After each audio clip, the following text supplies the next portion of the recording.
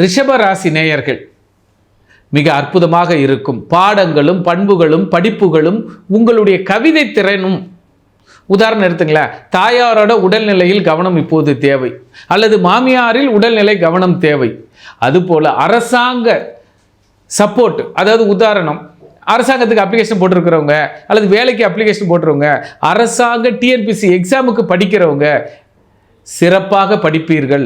உங்களுக்கு சிறப்பான ஒரு எதிர்காலம் உண்டு என்பதையும், அதுபோல இப்பொழுது தூக்கமின்மை அதிகமாக இருக்கும். இப்போ உதாரணம், சுகர் பேஷண்ட்களை இப்போ எமோஷனல் அதிகமாக இருக்கும்.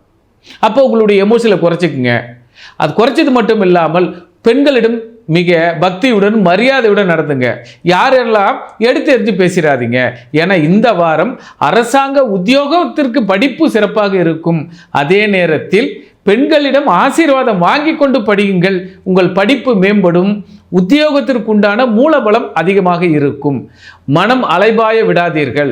ஏனென்றால் ரிஷப ராசிக்கு மனம் அலைபாய்ந்து கொண்டே இருக்கும்.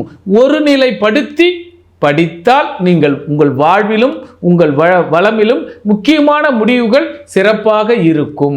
ஆக ரிஷபராசி அன்பர்களுக்கு முக்கிய முடிவுகள் எடுக்கப்படும். அதற்கு ஆதாரமாக பெண்களோ அல்லது தாயோ திருவடியை வணங்கி ஆரம்பியுங்கள். மிக சிறப்பான அந்தஸ்தை அடைவீர்கள். இந்த வீட்டில் இளம் பெண்கள், அதாவது கன்னிமார் தெய்வங்கள், அதை வீட்டில் சப்த கண்ணீர் சொல்லுவோம், இந்த கன்னிமார் தெய்வங்களை வணங்கி வர உங்களுடைய படிப்போ வீடோ அல்லது புகழோ அரசாங்க உத்தியோகமோ வருமானமோ சந்தோஷமோ அத்தனைக்கும் கன்னிமார் தெய்வங்களை வணங்கி வர மிக சிறப்பான நிலையை உயரும். ஆக ரிஷபம் உங்கள் நிலையையும் உயர்த்தும். தைரியமாக இருங்கள்.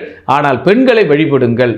வாழ்வில் வளம் பெறுவீர்கள். அதாவது இப்போ இந்த நெக்ஸ்ட் ஜெனரேஷன் இந்த டிவி நேயர்கள் வழியாக மக்களுக்கு இந்த டிவியும் அடியேனும் ஒரு சில ஜோதிட கருத்துக்களையும் ஆன்மீக கருத்துக்களையும் தெரிவித்துக் கொள்கிறோம்.